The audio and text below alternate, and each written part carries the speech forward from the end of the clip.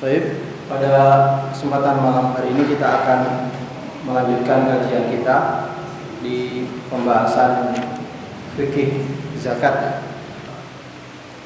Ada satu ayat yang mestinya kita bahas secara detail ya, yaitu surat At-Taubah yang ayat ke-103 yang berbicara tentang zakat yang menjadi dalil dari syariat zakat ini. A'udzubillahi minasyaitonirrajim. Khudh min amwalihim shadaqatan tutahhiruhum wa tuzakkihim biha wa shalli 'alaihim inna salataka sakanun lahum. Ambillah zakat, ambillah dari harta mereka orang-orang kaya shadaqatan. Maksudnya di sini adalah zakat ya, sedekah wajiban. Tutahhiruhum wa tuzakkihim biha, yang dengan zakat itu bisa membersihkan jiwa mereka dari perbuatan maksiat dan dosa. Wa tuzakkihim, para ulama menyebutkan tuzakki dengan tutahhir itu berbeda. Ada yang mengartikan tuzakki itu artinya menambah hartanya. Ada juga yang mengatakan bahwa tuzakki itu kelanjutan dari tutahhir. Jadi kalau tutahhir itu membersihkan jiwa dari bekas dari perbuatan dosa dan perbuatan kemaksiatan, mengampuni dosa dan kemaksiatan orang yang membayar zakat atau sedekah. Sedangkan tuzakki menyucikan itu artinya menyucikan jiwanya dengan senantiasa diberikan taufik oleh Allah Subhanahu wa taala untuk melakukan ketaatan-ketaatan, tazkiyah. Jadi tazkiyatun nafs itu menyucikan jiwa dengan amalan-amalan saleh. Saya kemarin membaca di kitab tafsir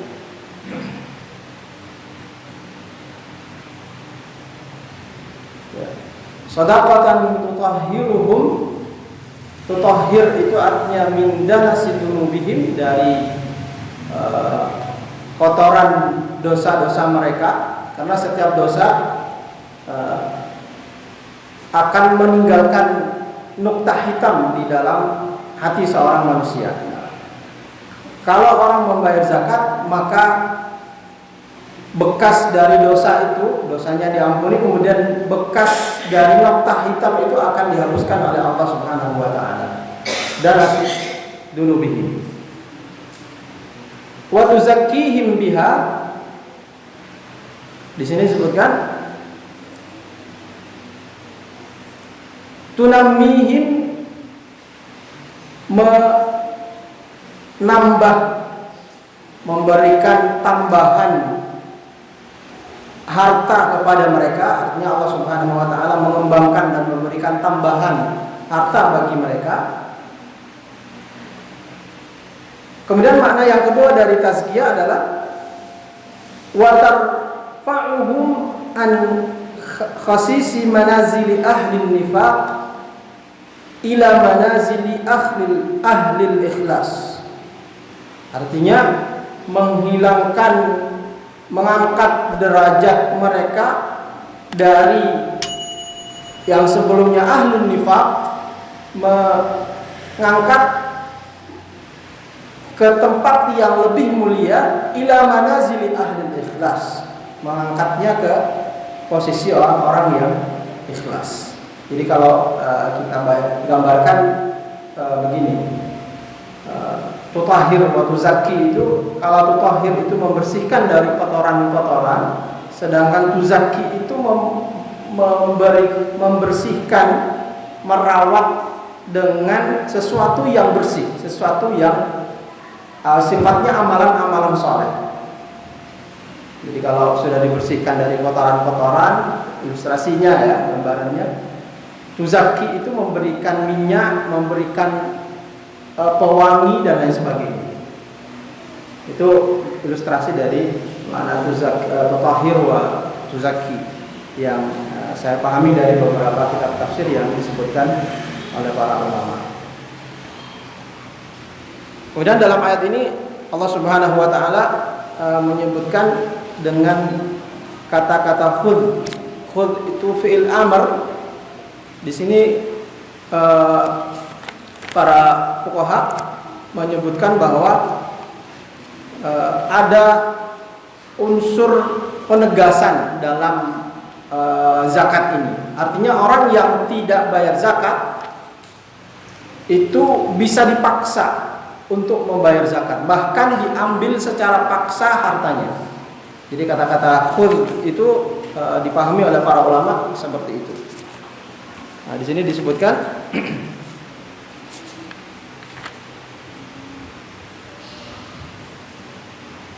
orang yang enggan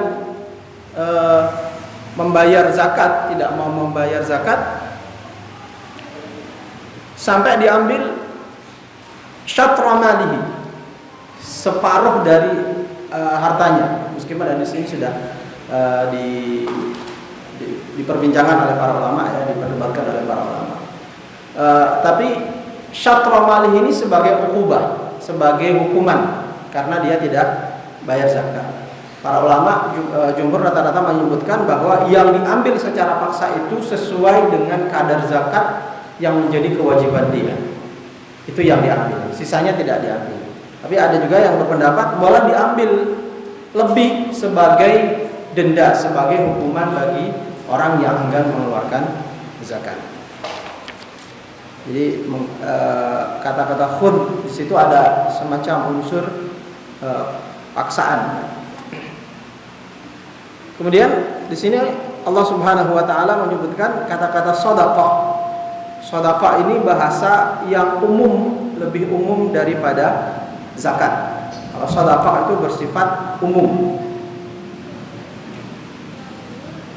Sedangkan zakat itu khusus karena kadarnya tertentu, ada nisab yang disebutkan oleh para ulama, ada haulnya, ada orang-orang tertentu yang berhak menerimanya. Sedangkan sedekah ini kalau kita artikan bahasa umum dari zakat. Sedekah itu bisa yang sunnah, bisa juga yang sedekah wajibah, yaitu zakat ini. Jadi ada bahasa sedekah, tapi yang dimaksudkan di sini adalah zakat. Hukmuz zakati wa manzilatuh. Hukum zakat dan kedudukannya dalam Islam. Az-zakatu fardhu ain. Zakat hukumnya adalah fardhu ain bagi orang yang sudah memenuhi syarat untuk membayar zakat. Wa qad thabatat fardiyatuha bil kitabi was sunnah wal ijma'. Fardunya membayar zakat ini ditetapkan oleh Allah Subhanahu wa taala bil kitab, dalam Al-Qur'an, was sunnah, dan dengan sunnah, hadis-hadis Rasulullah, wal ijma', dan kesepakatan para ulama. Dalil yang dari Al-Quran adalah aqimus salata wa atuz zakat. Kemudian ayat yang tadi kita baca, khudh min amwalihim shadaqatan tutahhiruhum wa tuzakkihim biha wa shalli 'alaihim inna salataka sakanun lahum. Kemudian yang dari sunnah, dari hadis Rasulullah sallallahu alaihi wasallam, innaka ta'ti qauman ahlul kitab. Sungguhnya engkau, wahai Mu'ad, akan menemui, akan berjumpa dengan kaum dari kalangan ahlul kitab. Fad'uhum ila syahadati an la ilaha illallah wa anni rasulullah. Serulah mereka untuk bersyahadat la ilaha illallah wa anni rasulullah, dan bersaksi bahwa aku adalah utusan Allah. Fa in hum ata'u lidzalik, kalau mereka mentaati dan mau bersyahadat, fa'alimhum, maka sampaikanlah kepada mereka, annallaha iftarada 'alaihim khamsa shalawatin fi kulli yawmin wa lailah, bahwa Allah Subhanahu wa taala telah mewajibkan kepada mereka untuk salat 5 waktu dalam sehari. Fa innum ata'u lidzalik, kalau mereka menerima seruanmu untuk mengajak mereka salat 5 waktu, maka fa'alimhum anna Allah iftarada 'alaihim shadaqatan fi amwalihim. Sampaikanlah, beritahukanlah kepada mereka bahwa Allah Subhanahu wa taala memberikan sebuah perintah, kewajiban untuk mengeluarkan zakat dari harta mereka.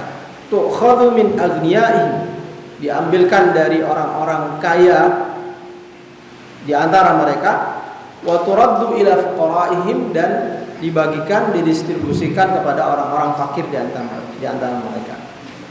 Fa inhum ata'u lidzalik, kalau mereka sudah menerima dakwahmu dan menerima untuk membayar zakat, fa iyyaka wa karaima amwalihim, maka hendaknya kamu menjaga kemuliaan harta mereka, artinya tidak merampas, tidak mengganggu harta mereka. Wattaqi da'watal madlum, takutlah dengan doanya orang-orang yang terzalimi, jika sampai merampas harta orang-orang dengan secara paksa, ya maksudnya. Fa innahu laisa bainaha wa bainallahi hijab, karena antara Allah Subhanahu wa taala dan doanya orang yang terzalimi laisa hijab, tidak ada penghalang, artinya akan dikabulkan oleh Allah Subhanahu wa taala.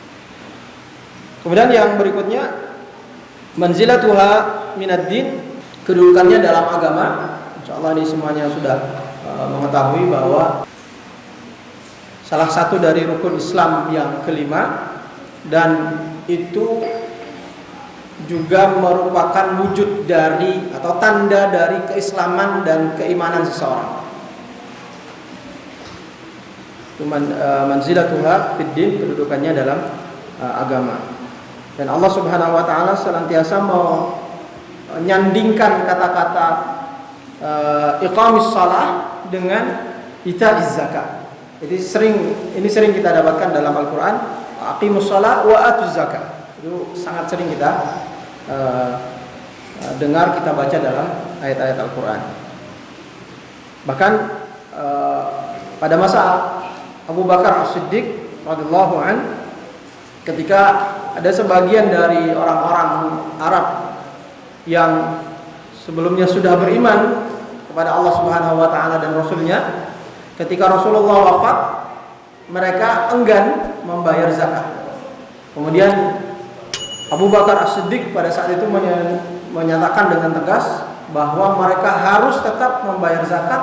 Kalau mereka tidak membayar zakat, maka akan aku perangi, kata Abu Bakar As-Siddiq. La uqatilanna man farraqa baina salati waz zakat. Aku akan memerangi mereka, orang yang memisahkan, membeda-bedakan fardunya salat dengan fardunya zakat.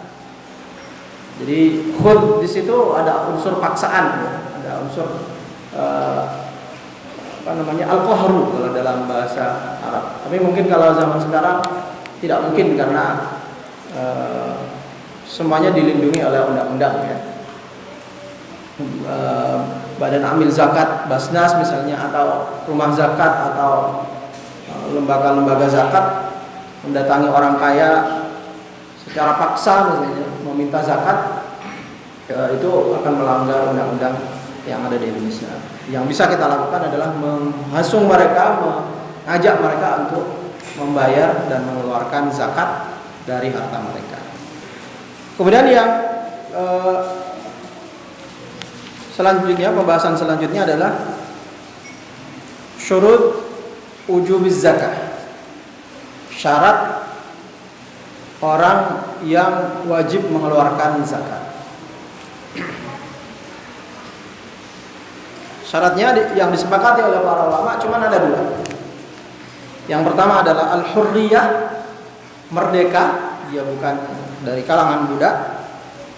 Karena kalau budak, abdun mamluk, hartanya itu adalah milik tuannya. Tapi sekarang sudah tidak ada perbudakan. Jadi bagian poin yang pertama ini kita bisa masuk. Kemudian yang kedua al-Islam, orang yang sudah beragama Islam. Kita tidak diperbolehkan menarik zakat dari orang-orang kafir. Kalau ada orang kafir, biasanya selain zakat, jizyah dan yang lain sebagainya. Kemudian pertanyaannya, apakah boleh kita mengambil zakat dari harta orang yang gila, al-majnun, atau dari as-sabi, dari anak kecil yang belum balik? Sabi di sini berarti orang yang belum balik. Para ulama menyebutkan bahwa ini pendapat jumhur ya, bahwa zakat harus tetap diambil dari harta orang yang gila, majnun, atau dari harta anak kecil yang belum balik sekalipun, jika memang sudah sampai kepada nisabnya. Nanti kita bahas selanjutnya berapa nisab, berapa kadar nisabnya, nanti kita bahas. Ini adalah pendapat jumhur para ulama. Siapa yang membayarkan? Walinya. Jadi kalau misalnya ada orang kaya meninggal, hartanya diwariskan oleh anaknya, dan harta anaknya ini banyak, ratusan juta, miliaran, maka kalau sudah sampai pada nisab, harta 1 miliar ini sudah nisab, ini sudah lebih ya, dan sudah berlalu selama setahun, maka walinya, pamannya atau saudaranya atau yang mengurus anak ini yang harus mengeluarkan zakat dari harta anak ini, atau dari orang yang gila. Sangat mungkin ada orang gila yang kaya, sangat mungkin. Jadi ada misalnya orang-orang kaya, kemudian ada salah satu anaknya dapat warisan dan ini mengalami gangguan mental, itu ada. Tapi hartanya banyak, miliaran, hampir mencapai angka triliunan. Jadi syarat wajib zakat orang yang mengeluarkan zakat, orang yang diwajibkan untuk mengeluarkan zakat adalah al-hurriyah, bebas, bukan dari budak, kemudian al-Islam, orang Islam. Jadi secara umum tidak perlu kita bicarakan. Kalau sudah orang Islam, sudah merdeka, sudah punya harta sampai kepada nisab, berlalu selama setahun, sudah sampai haul, maka dia harus mengeluarkan zakat. Jadi syarat ini hampir tidak perlu kita ungkapkan lagi, tidak perlu kita bicarakan lagi, hampir tidak ada syaratnya. Ya, bisa dikatakan seperti itu. Kemudian ada dua hal yang perlu kita tegaskan di sini, bahwa harta wajib zakat itu ada yang wajib dikeluarkan zakatnya berdasarkan dengan nas, berdasarkan dengan teks-teks dari Al-Quran, perintah dari Al-Quran dan dari As-Sunnah. Tapi ada juga harta wajib zakat yang wajib dikeluarkan berdasarkan ijtihad para ulama. Artinya permasalahan kontemporer. Kalau yang sesuai dengan nas syar'i berdasarkan dengan Al-Quran dan As-Sunnah, diantaranya adalah zakat perdagangan, itu berdasarkan dengan nas Al-Quran dan As-Sunnah. Zakat pertanian itu berdasarkan dengan Al-Quran dan berdasarkan dengan As-Sunnah, Al-Quran dan As-Sunnah. Sedangkan harta wajib zakat yang tidak disebutkan dalam Al-Quran dan As-Sunnah, hanya merupakan ijtihad para ulama, ini juga hukumnya wajib. Di antaranya adalah zakat profesi, zakat yang wajib dikeluarkan oleh orang-orang yang memiliki profesi-profesi tertentu, dokter, dosen, pejabat, profesi-profesi yang memungkinkan hartanya sampai nisab, memungkinkan hartanya wajib zakat, wajib dikeluarkan zakatnya. Dan ini permasalahan yang kontemporer, nawazil. Kemudian selain zakat profesi, ada juga zakat perkebunan, non biji-bijian, selain biji-bijian. Kan dalam Al-Quran, dalam As-Sunnah kan yang diwajibkan untuk dikeluarkan zakatnya adalah pertanian yang merupakan biji-bijian, padi, gandum, dan lain sebagainya. Tapi kalau jeruk, mangga, apel, orang punya kebun jeruk, kebun apel, itu kan banyak juga.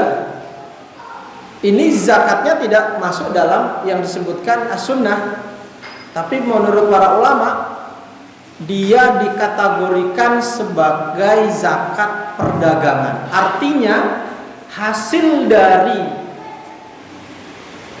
kebun apel, kebun buah yang dia miliki itu nanti dijual, diuangkan. Kalau uangnya itu sudah sampai pada nisab, maka di situ dia harus mengeluarkan zakatnya. Nanti para ulama memang ada yang menyebutkan ini masuk zakat perdagangan, ada juga yang berkomentar lain. Tapi yang kita ambilkan adalah ini masuk zakat perdagangan. Kemudian yang kedua yang perlu saya sampaikan, bahwa yang paling potensial dalam zakat kontemporer adalah zakat perdagangan dan zakat pertanian memang. Jadi yang paling potensial, yang paling berpotensi untuk wajib zakat itu zakat perdagangan. Zakat perdagangan dan zakat pertanian. Kalau orang punya kambing dalam jumlah banyak 100 itu sangat jarang. Sangat jarang. Tapi nanti akan tetap kita bahas ya. Orang punya onta dalam jumlah 100 mungkin hanya orang-orang yang ada di Jazirah Arab. Orang yang punya sapi dalam jumlah yang sangat banyak itu sangat jarang. Tapi yang paling potensial zakat itu adalah zakat perdagangan. Karena perdagangan ini macam-macam aja jalannya, macam-macam aja bentuknya, modelnya.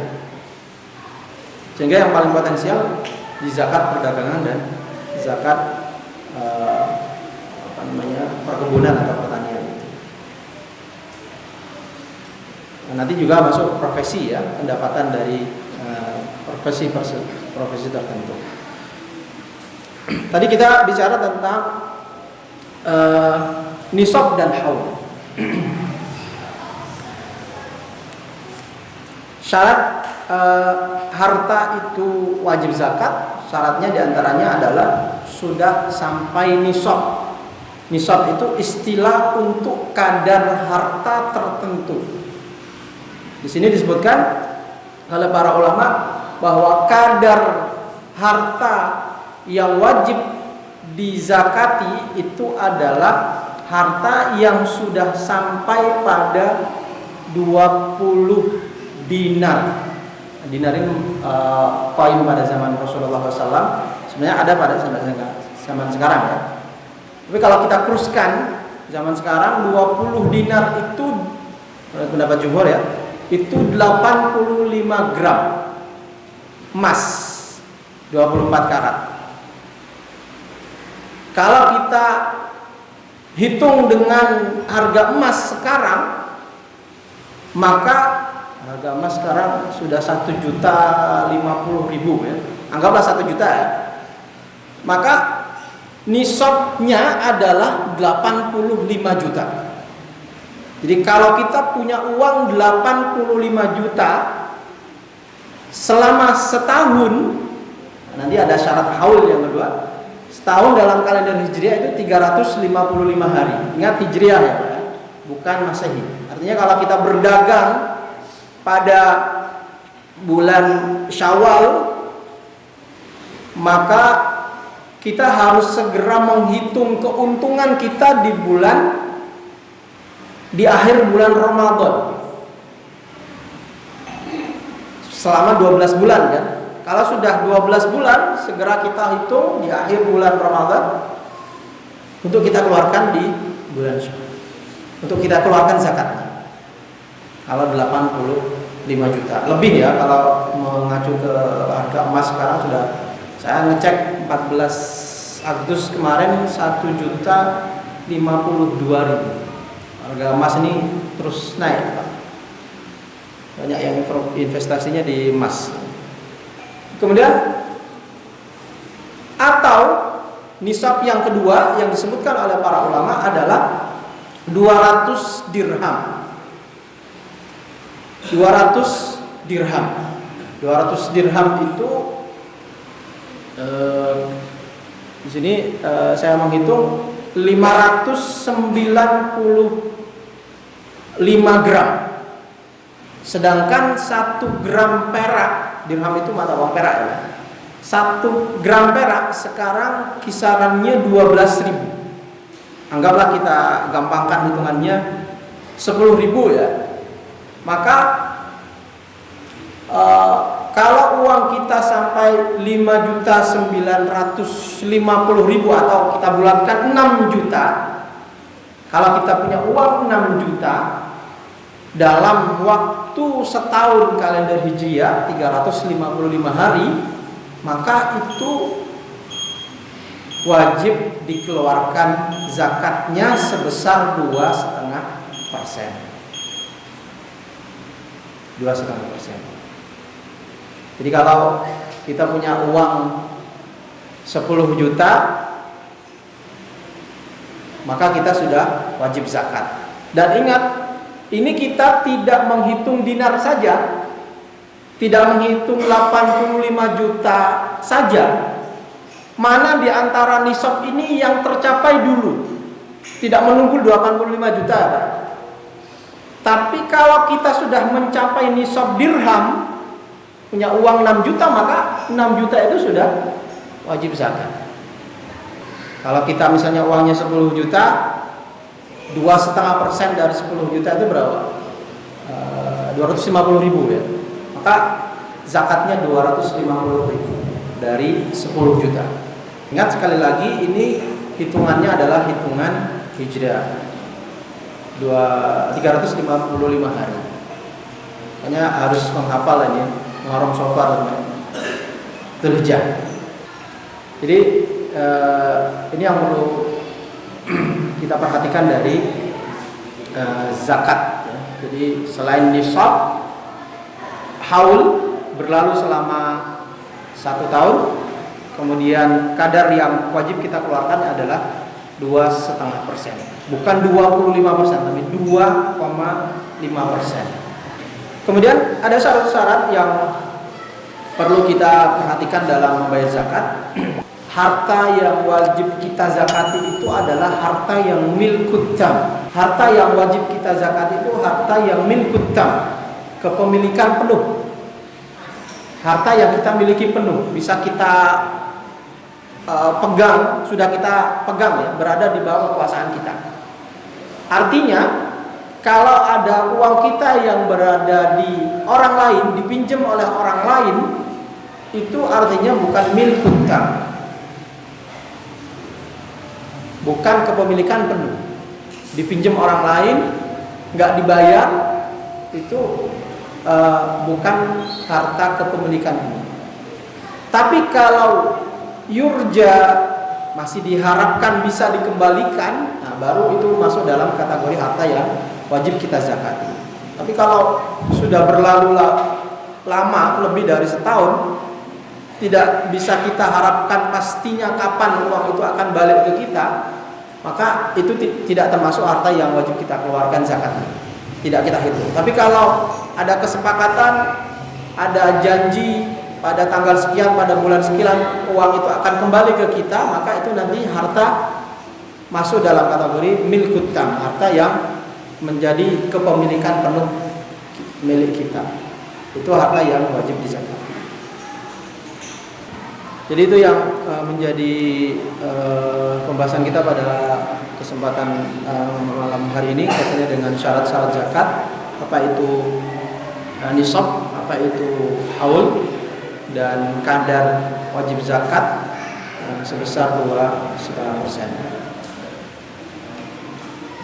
Akhirul da'wan alhamdulillah. Assalamualaikum warahmatullahi wabarakatuh.